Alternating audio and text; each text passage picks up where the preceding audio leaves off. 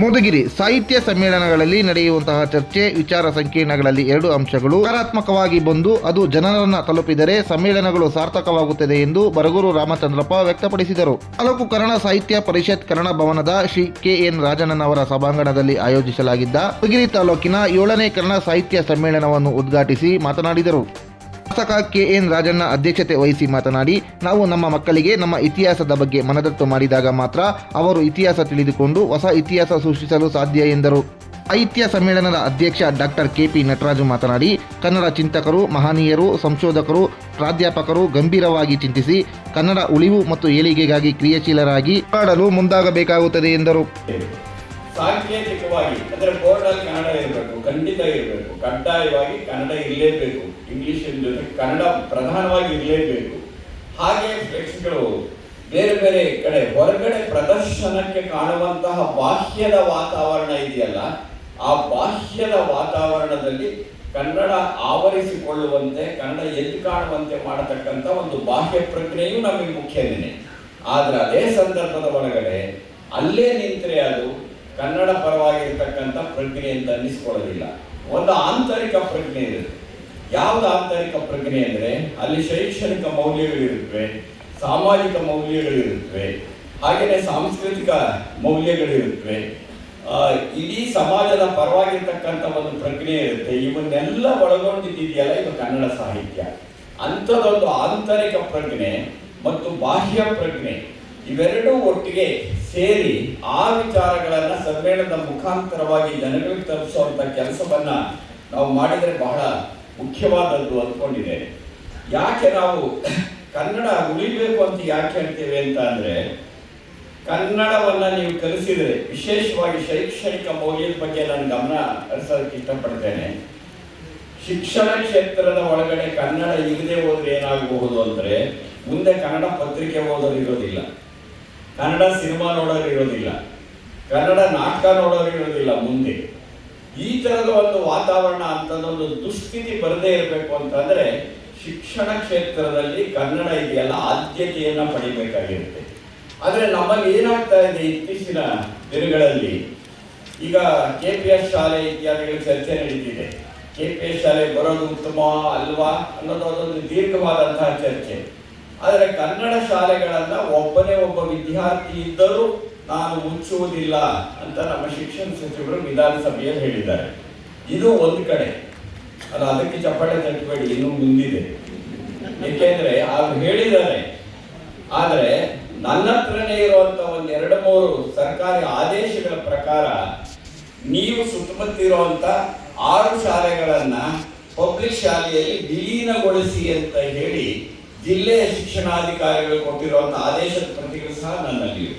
ಹಾಗಾದ್ರೆ ಏನು? ಹಾಗಾದ್ರೆ ಮುಚ್ಚೋದಿಲ್ಲ, ವಿಲೀನಗೊಳಿಸ್ತೀವಿ ಅಂತ. ಅಂದ್ರೆ ಅಳಿಯಲ್ಲ ಮಗಳ ಗಂಡ ಅಂತ.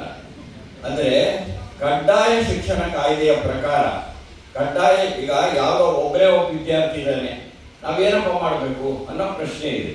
ಏನು ಮಾಡಬೇಕು ಅಂತ ಚರ್ಚೆ ಮಾಡಿ. ಸರ್ಕಾರ ಇರೋದು ಯಾಕೆ? ಚರ್ಚೆಯೇ ಇಲ್ಲದೆ IAS ಅಧಿಕಾರಿಗಳು ಮತ್ತು ಸಚಿವರು ಈ ತರ ಮಾತ್ರನೇ ತೀರ್ಮಾನ ತಗೊಳ್ಳೋದ್ರ ಬದಲು ಶಿಕ್ಷಣಾಸಕ್ತರ ಜೊತೆಗೆ, ಶಿಕ್ಷಣ ತಜ್ಞರ ಜೊತೆಗೆ ಉತ್ತಮವಾದ ಶಾಲೆಗಳನ್ನು ನಡೆಸ್ತಿರುವಂತ ಕೆಲವು ಅಧ್ಯಾಪಕರಿದ್ದಾರೆ ನಮ್ಮಲ್ಲಿ. ಸರ್ಕಾರಿ ಶಾಲೆಗಳಲ್ಲಿ 170 ಜನ ಇದ್ದಂತಹ ಹಾಜರಾತಿ 450ಕ್ಕೆ ಏರಿಸಿರುವಂತ ಕಂಡು ಬೆಳೆದಂತ ಒಂದು ಶಾಲೆ ಇದೆ. ಬೆಳ್ಳಾವಿ ಅಂತ ಒಂದು ಶಾಲೆ ಇದೆ, ನೊಣಮಿಲ್ಕೆರೆ ಅಂತ ಶಾಲೆ ಇದೆ. ಅಲ್ಲಿ ಅಧ್ಯಾಪಕರನ್ನು ಕರೆಸಿ ನೀವು ಸರ್ಕಾರಿ ಶಾಲೆಯಲ್ಲಿ ಯಾಕಪ್ಪ ಹೇಗೆ ಉದ್ಧಾರ ಮಾಡಿದ್ದೀರಿ ನೀವು. ಆದರೆ ಯಾವ ಅಧ್ಯಾಪಕರ ಜೊತೆಯಲ್ಲೂ ಯಾವ ಅಧಿಕಾರಿಗಳು ಚರ್ಚೆ ಮಾಡಿರೋದಂತೂ ನಾನು ಕಂಡಿಲ್ಲ. ಆದರೆ ಅವರ ಅನುಭವ ಇದೆಯಲ್ಲ, ಅದನ್ನೇ ಯಾಕೆ ತಗೊಳ್ಳೋದಿಲ್ಲ ನೀವು? ಅಂಥದ್ದೊಂದು ಚರ್ಚೆಯೇ ಇಲ್ಲದೆ ಶಾಲೆಯನ್ನು ಮುಚ್ಚುವ ಸ್ಥಿತಿ ಇರೋದು ಒಂದು ಕಡೆ ಇದ್ರೆ, ಶಾಲೆಯನ್ನು ಮುಚ್ಚಲೇಬೇಕು ಎನ್ನುವ ಮನಸ್ಥಿತಿ ಇದೆಯಲ್ಲ ಅದು ಇನ್ನೊಂದು ಕಡೆ ಇದೆ. ಇಂಥದ್ದೊಂದು ಬಿಕ್ಕಟ್ಟನ್ನು ನಾವು ಇವತ್ತು ಎದುರಿಸ್ತಾ ಇದ್ದೇವೆ. ಅದೇ ಸಂದರ್ಭದಲ್ಲಿ UPA ಸರ್ಕಾರ ತಂದಂತಹ ಕಡ್ಡಾಯ ಶಿಕ್ಷಣ ಕಾಯ್ದೆ ಇದೆಯಲ್ಲ, ಕಡ್ಡಾಯ ಶಿಕ್ಷಣ ಕಾಯ್ದೆ ಪ್ರಕಾರ 2 ಕಿಲೋಮೀಟರ್ಗೆ 1 ಕಿರಿಯ ಪ್ರಾಥಮಿಕ ಶಾಲೆ ಇರಬೇಕು, 3 ಕಿಲೋಮೀಟರ್ಗೆ 1 ಹಿರಿಯ ಪ್ರಾಥಮಿಕ ಶಾಲೆ ಇರಬೇಕು, 5 ಕಿಲೋಮೀಟರ್ಗೆ 1 ಪ್ರೌಢಶಾಲೆ ಇರಬೇಕು. ಇದನ್ನು ನಾವು ಅನುಸರಿಸಿದ್ದೇವೆ. ಹಾಗಾದ್ರೆ ಕಡ್ಡಾಯ ಶಿಕ್ಷಣ ಕಾಯ್ದೆಯನ್ನ ಯಾವ ಒಂದು ವಿಧೇಯಕವನ್ನ ನಾನು ಇಂದ ವಿಧಾನಸಭೆಯಲ್ಲಿ ಈ ಸೆಷನ್ ಅಲ್ಲ ಹಿಂದಿನ ಸೆಷನ್ ಅಲ್ಲಿ ನೋಡಿದ್ದು ಈ ಬೋರ್ಡ್ಗಳನ್ನ ಕಡ್ಡಾಯ ಮಾಡ್ತಕ್ಕಂಥದ್ದು ಕನ್ನಡದಲ್ಲಿ ಭಾಷಾ ವಿಧೇಯಕ ಮಂಡನೆ ಆಯಿತು. ಅದರಲ್ಲಿ ಕನ್ನಡಕ್ಕೆ ಇಷ್ಟು ಜಾಗ ನಿರ್ದಿಷ್ಟವಾಗಿ ಇರಬೇಕು ಅಂತಕ್ಕಂಥ 60% ಕನ್ನಡಕ್ಕೆ ಇರಬೇಕು, ಇನ್ನು 40% ಬೇರೆ ಭಾಷೆಗೆ ಇರಬೇಕು ಅಂತಕ್ಕಂಥ ಆ ವಿಧೇಯಕವನ್ನ ಚರ್ಚೆಗೆ ತೆಗೆದುಕೊಳ್ತಕ್ಕಂಥ ಸಂದರ್ಭದಲ್ಲಿ ನಮ್ಮ ರಾಜ್ಯದಲ್ಲಿ ಕನ್ನಡದ ನೆಲದಲ್ಲಿ ನಾವು ಕಾನೂನನ್ನು ತಂದು ಕನ್ನಡವನ್ನ ನಾವು ಬಳಕೆ ಮಾಡತಕ್ಕಂಥ ಪರಿಸ್ಥಿತಿಗೆ ಬಂದಿದ್ದೇವಲ್ಲಪ್ಪ ಅಂತಕ್ಕಂಥದ್ದು ನಿಜಕ್ಕೂ ಕೂಡ ಪ್ರತಿಯೊಬ್ಬ ಕನ್ನಡಿಗರು ಕೂಡ ಯೋಚನೆ ಮಾಡಬೇಕಾದಂತಹ ಸಂಗತಿ ಅಂತೇಳಿ ನಾನು ಈ ಸಂದರ್ಭದಲ್ಲಿ ಹೇಳಲಿಕ್ಕೆ ಬಯಸ್ತೇನೆ. ಕನ್ನಡದ ಭಾಷೆ ಬಹಳ ದೊಡ್ಡ ಇತಿಹಾಸ ಇದೆ. ಆದಿ ಕವಿ ಪಂಪನಿಂದ ಹಿಡಿದು ಇಲ್ಲಿಯವರೆಗೆ ಎಲ್ಲ ಮಹನೀಯರುಗಳು, ವಿಶೇಷವಾಗಿ ಕುವೆಂಪುರವರು ಏನು ಈ ಸಾಹಿತ್ಯ ಲೋಕದ ದಿಕ್ಕನ್ನೇ ಬದಲಿಸಿದಂತ ಒಂದು ವ್ಯಕ್ತಿ ಅಂತೇಳಿ ನಾವೆಲ್ಲ ಕುವೆಂಪುರವರನ್ನ ಇವತ್ತು ಸ್ಮರಿಸ್ತೇವೆ. ಹಾಗಂದಾಕ್ಷರಕ್ಕೆ ಬೇರೆ ಕವಿಗಳ ಮಹತ್ವ ಇಲ್ಲ ಅಂತಕ್ಕಂಥ ಭಾವನೆ ಆಗಬಾರದು. ಆದರೆ ಸಾಹಿತ್ಯ ಲೋಕದಲ್ಲಿ ಬೇರು ಬಿಟ್ಟಿದ್ದಂತಹ ಕೆಲವು ಅನಿಷ್ಟ ಪದ್ಧತಿಗಳನ್ನು ನಿವಾರಣೆ ಮಾಡತಕ್ಕಂಥ ಪ್ರಯತ್ನ ಕುವೆಂಪುರವರಿಂದ ಆಗಿದೆ ಅಂತಕ್ಕಂಥದ್ದನ್ನು ನಾವೆಲ್ಲ ಅರಿತಿದ್ದೇವೆ. ಅದೇನೇ ಇದ್ರೂ ಕೂಡ ನಾವು ನಮ್ಮ ಮಕ್ಕಳಿಗೆ ಕನ್ನಡ ಭಾಷೆಯ ಅರಿವನ್ನ, ಕನ್ನಡದಲ್ಲಿ ಪಾಂಡಿತ್ಯವನ್ನ ಪಡಿತಕ್ಕಂಥ ರೀತಿಯಲ್ಲಿ ಆ ಮಕ್ಕಳಿಗೆ ನಾವು ವಿದ್ಯಾಭ್ಯಾಸ ಮಾಡ್ತಕ್ಕಂಥ ಸಂದರ್ಭದಲ್ಲಿ ಮನಮುಟ್ಟುವಂತೆ ಮಕ್ಕಳಿಗೆ ಕನ್ನಡದ ಬಗ್ಗೆ ಪ್ರೀತಿ, ಅಭಿಮಾನ, ಗೌರವ ಬರುವ ರೀತಿಯಲ್ಲಿ ನಾವು ಅವರಿಗೆ ಬೋಧನಾ ಕ್ರಮಗಳನ್ನ ಇರ್ತಕ್ಕಂಥದ್ದು ಬಹಳ ಉತ್ತಮವಾದಂತಹ ಕ್ರಮ ಅಂತೇಳಿ ನಾನು ಭಾವಿಸ್ತೇನೆ. ಯಾರು ತಪ್ಪು ತಿಳಿಬಾರ್ದು. ಇಲ್ಲಿರ್ತಕ್ಕಂಥ ಸಾಹಿತಿಗಳು, ಕನ್ನಡಾಸಕ್ತರು, ಬಹಳಷ್ಟು ಜನ ಕನ್ನಡ ವಿದ್ವಾಂಸರು ಕನ್ನಡದ ಬಗ್ಗೆ ಭಾಷಣ ಮಾಡ್ತಾರೆ. ಮಕ್ಕಳನ್ನೆಲ್ಲ ಕರ್ಕೊಂಡೋಗಿ ಇಂಗ್ಲಿಷಲ್ಲಿ ಸೇರಿಸ್ಬೇಕು. ಬಹಳಷ್ಟು ಜನ ಬೆಂಗಳೂರಲ್ಲಿ ನಾನು ನೋಡಿದ್ದೇನೆ, ಅವ್ರ ಮಕ್ಕಳನ್ನ ಮಾತ್ರ ಎಲ್ಲ ಇಂಗ್ಲಿಷ್ ಶಾಲೆ ಸೇರಿಸ್ತಾರೆ. ಇನ್ನೊಂದು ಕನ್ನಡ ಕಲಿಬೇಕು, ಕನ್ನಡ ನಮ್ಮ ತಾಯಿ ಭಾಷೆ, ನಾವೆಲ್ಲ ಕನ್ನಡವನ್ನ ಅತಿ ಹೆಚ್ಚು ವಿಜೃಂಭಿಸ್ತಕ್ಕಂಥ ರೀತಿಯಲ್ಲಿ ನಮ್ಮ ನಡವಳಿಕೆ ಇರಬೇಕು ಅಂತಕ್ಕಂಥದ್ದು ಹೇಳಿ. ಇದು ಈ ತರದ ನಡವಳಿಕೆಗಳು ಕೂಡ ಬಹಳ ಮುಖ್ಯ. ನಾವು ಏನೆಲ್ಲ ಸ್ಪಷ್ಟತೆಯನ್ನ ಮಾತುಗಳಲ್ಲಿ ಮಾಡ್ತೇವೆ, ಆ ಸ್ಪಷ್ಟತೆಯಂತೆ ನಮ್ಮ ನಡವಳಿಕೆಯೂ ಕೂಡ ಇರ್ತಕ್ಕಂಥದ್ದು ಅಗತ್ಯ ಅಂತೇಳಿ ನಾನು ಈ ಸಂದರ್ಭದಲ್ಲಿ ಹೇಳಿಕೆ ಬಯಸ್ತೇನೆ. ಹಾಗೆಯೇ ಈ ದಿವಸ ಬಹಳಷ್ಟು ಶಿಕ್ಷಣ ಕ್ರಮದಲ್ಲೂ ಕೂಡ ಬೇರೆ ಬೇರೆ ಭಾಷೆಗಳನ್ನ ಕಲಿತಕ್ಕಂಥ ಅಗತ್ಯತೆಗಳನ್ನ ಇವತ್ತು ನಾವೆಲ್ಲ ತಿಳಿಸ್ತಾ ಇದ್ದೀವಿ. ಬೇರೆ ಭಾಷೆಗಳನ್ನ ಕಲಿತಕ್ಕಂಥದ್ದಕ್ಕೆ ಯಾರಿಗೂ ಆಕ್ಷೇಪಣೆ ಇಲ್ಲ. ಆದ್ರೆ ನಮ್ಮ ಮೊದಲನೇ ಆದ್ಯತೆ ಕನ್ನಡ ಭಾಷೆಗೆ ಇರಬೇಕು ಅಂತಕ್ಕಂಥದ್ದು ನಮ್ಮ ಆಗ್ರಹ. ಕನ್ನಡ ಭಾಷೆ ಮಾತೃಭಾಷೆ. ನಾವು ನಮ್ಮ ತಾಯಂದಿರಿಗೆ ಏನು ಗೌರವವನ್ನು ಕೊಡ್ತೇವೆ, ಆ ಗೌರವ ಕನ್ನಡ ಭಾಷೆಗೂ ಕೂಡ ಕೊಡ್ತಕ್ಕಂಥದ್ದು ನಮ್ಮ ಮನಸ್ಥಿತಿ ಇರಬೇಕು ಅಂತ ಹೇಳಿ ನಾನು ಈ ಸಂದರ್ಭದಲ್ಲಿ ಹೇಳಿಕೆ ಬಯಸ್ತೇನೆ. ಹಾಗೆಯೇ ಈಗಾಗಲೇ ಸನ್ಮಾನ್ಯ ನಟರಾಜರವರ ಭಾವಚಿತ್ರ ನಾನು ನೋಡಿದೆ. ನಾನು ಬಹಳಷ್ಟು ಸರಿ ಅವರನ್ನ ಮೊದಲು ಹೆಚ್ಚು ಪರಿಚಯ ನಾನು ನೋಡಿರಲಿಲ್ಲ ಅಂತ ಹೇಳೋದು ಕೂಡ ತಪ್ಪೇನಾಗೋದಿಲ್ಲ. ಅವರು ನಮ್ಮ HMT ಇದ್ರು ಅಂತ ಹೇಳಿದ್ರೆ ಸರ್ವೇ ಸಾಮಾನ್ಯವಾಗಿ HMT ಇದ್ದಂಥವ್ರು ಎಲ್ಲರೂ ಕೂಡ ನನಗೆ ಪರಿಚಿತರೇ. ಆ HMT ಫ್ಯಾಕ್ಟರಿ 77ನೇ ಇಸ್ವಿನಲ್ಲಿ ಪ್ರಾರಂಭ ಮಾಡುವಂತ ಕಾಲದಲ್ಲಿ ನಾವು ಅಲ್ಲಿ ಭೂಮಿಯನ್ನ HMTಗೆ ಕೊಟ್ಟಂತಹದ್ದು, ಆ ಭೂಮಿ ಕೊಟ್ಟಂತ ರೈತರಿಗೆ ಅಲ್ಲಿ ಉದ್ಯೋಗ ಕೊಡಿಸ್ತಕ್ಕಂಥದ್ದು, ಇವೆಲ್ಲ ಕೆಲಸನೂ ಕೂಡ ನಾನು ಅಲ್ಲಿ ಅಧ್ಯಕ್ಷನಾಗಿದ್ದಾಗ ಮಾಡಿದ್ದೇನೆ. ಹಾಗಾಗಿ HMT ಅಂತ ಹೇಳಿದ್ರೆ ಅದು ನನ್ನ ಸ್ವಂತ ಒಂದು ಆಸ್ತಿ ಅಂತ ಹೇಳಿ ನಾವೆಲ್ಲ ಅದನ್ನು ನಂಬಿದ್ದು. ಅಲ್ಲಿ ಅವರು ಉದ್ಯೋಗ ಮಾಡ್ತಾ ಇದ್ರು ಅಂತ ಹೇಳಿದ್ರೆ ನಿಜಕ್ಕೂ ಕೂಡ ಅವ್ರು ನನ್ನನ್ನು ನೋಡಿರ್ತಾರೆ, ನಾನು ಅವ್ರನ್ನು ನೋಡಿರ್ತೀನಿ, ಅದು ಪರಿಚಯ ಇರೋದಿಲ್ಲ ಅಂತೇಳಿ ನಾನು ಅಂದ್ಕೊಂಡಿರ್ತೀನಿ ಅಷ್ಟೇ. ಅವರನ್ನ ನಾನು ಅವ್ರ ಭಾವಚಿತ್ರ ನೋಡಿದೆ ಫೋಟೋದಲ್ಲಿ. ನಾನು ನಮ್ಮ ಬಲ್ಗೂರು ರಾಮಚಂದ್ರನವ್ರಿಗೆ ಹೇಳ್ತಾ ಇದ್ದೆ, ಬಹಳ ಮುಗ್ಧ ಸ್ವಭಾವದ ಮನುಷ್ಯ ಇವ್ರ ಭಾವಚಿತ್ರ ನೋಡಿದ್ರೆ ಅಂತ ಹೇಳಿ ಹೇಳಿದೆ. ಹೌದೌದ್ರಿ ಹಂಗೆ ಕಾಣಿಸುತ್ತೆ ಅಂತ ಹೇಳಿ. ಆದ್ರೆ ಅವರ ಮಾತುಗಳನ್ನ ಕೇಳಿದ ಮೇಲೆ ಅವರಲ್ಲಿರ್ತಕ್ಕಂಥ ವಿದ್ವತ್ತು, ಅವರು ನಮ್ಮ ಮಧುಗಿರಿಯ ಎಲ್ಲವನ್ನು ಕೂಡ ಶ್ರೀನಿವಾಸ್ ಅವರವರ ಮಧುಗಿರಿ ಇತಿಹಾಸವನ್ನ ಅವರ ಪುಸ್ತಕದ ಮೂಲಕ ಮತ್ತೆ ಇವರ ಸ್ವಯಂ ಅನುಭವದಲ್ಲೂ ಕೂಡ ಬಹಳ ಉತ್ತಮವಾಗಿ ಚಿತ್ರಣವನ್ನ ಮಾಡ್ತಕ್ಕಂಥದ್ದು, ನಮಗೂ ನಿಮಗೂ ಎಲ್ರಿಗೂ ಕೂಡ ಅದನ್ನು ಹಂಚ್ಕೊಳ್ತಕ್ಕಂಥ ಕೆಲಸವನ್ನ ಮಾಡಿದರೆ ಸಮಯದ ಅಭಾವದಿಂದ ಇನ್ನೂ ಹೆಚ್ಚು ಅವರ ಭಾವನೆಗಳು ವ್ಯಕ್ತ ಆಗಲಿಕ್ಕೆ ಸಾಧ್ಯ ಆಗಿಲ್ಲ ಅಂತೇಳಿ ಅವರ ಕ್ಷಮೆಯನ್ನು ಕೂಡ ನಾನು ಕೋರಲಿಕ್ಕೆ ಬಯಸ್ತೇನೆ.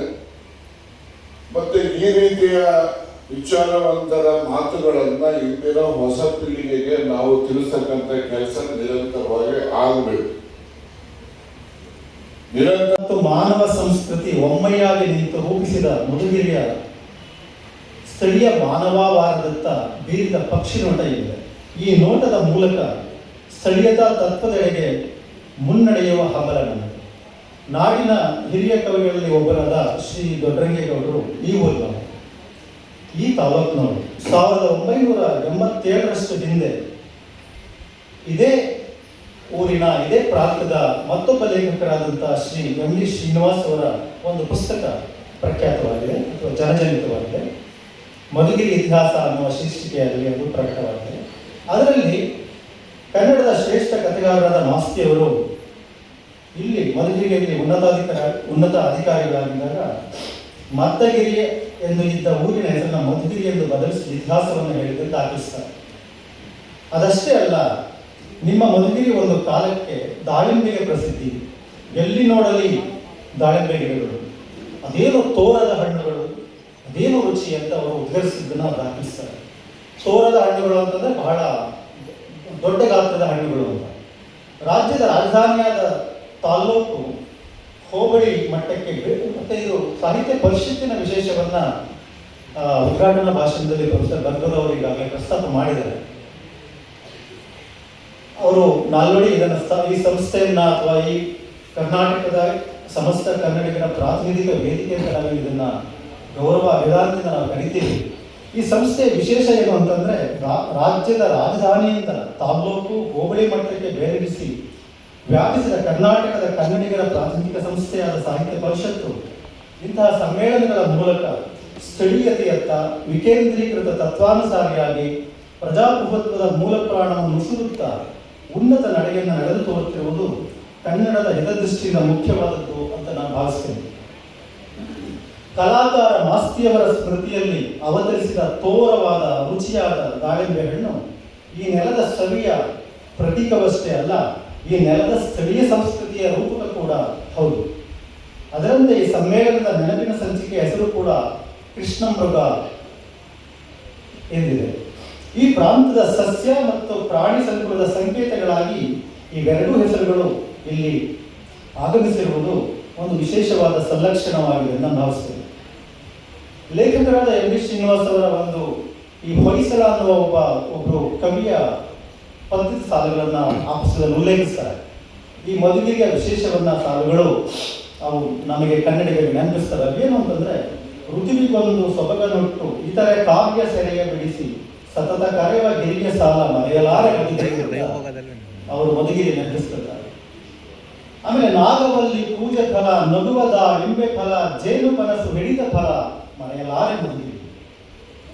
ಹರಿಹರದಿರುವ ಪುರಿ ವರುಷ ಬರುವ ಜಾಲಗಿರಿ ಚಿಕ್ಕ ದೇವನಿದ್ದಗಿರಿ ಮರೆಯಲಾರೆ ಮಧುಗಿರಿ. ಧರೆಯ ತಿರುಗಿ ಇಲ್ಲಿ ಬಂದು ಹಿರಿಯರಿಟ್ಟ ಹೆಜ್ಜೆಯರಿತು ಗಿರಿಯ ಹತ್ತಿ ಸಿರಿಯ ಕಂಡೆ ಮರೆಯಲಾರೆ ಮಧುಗಿರಿ.